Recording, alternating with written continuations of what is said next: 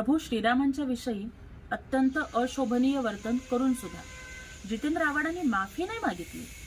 त्यांनी फक्त खेद व्यक्त केला आणि त्याबरोबरच मल्लीनाथी सुद्धा केली की आजकाल अभ्यासापेक्षा भावना महत्वाच्या झाल्या.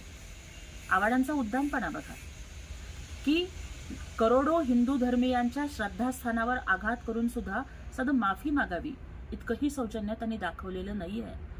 मग मराठी भाषेतली म्हण जित्याची खोड मेल्याशिवाय जात नाही ही त्यांच्यावरनं आली की काय असा प्रश्न मला पडतो.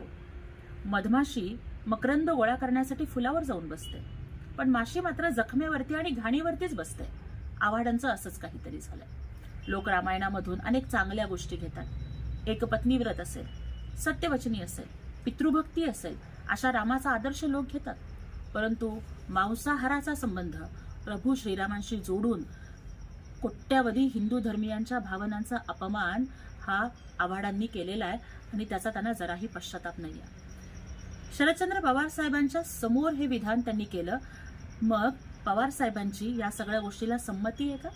यापूर्वी अनेक वेळेला पवार साहेब असतील, सुप्रियाताई असतील, त्यांनी हिंदू धर्मीयांच्या पवित्र सणांच्या वेळेला मांसाहार करणं, मटण खाऊन मंदिरात जाणं अशा गोष्टी वारंवार होतात.